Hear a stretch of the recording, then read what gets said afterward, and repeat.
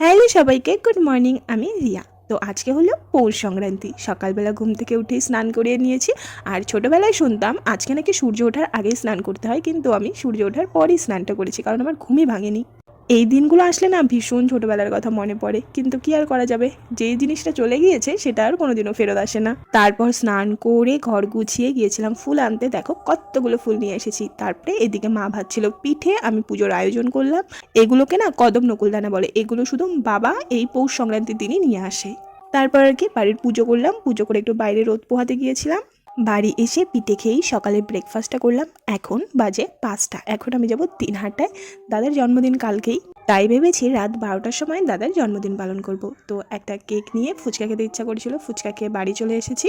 আর এখন ঘড়ির কাঁটায় বাজে 11টা 51। এখন আমি সমস্ত কিছু রেডি করে দাদার ঘর যাব।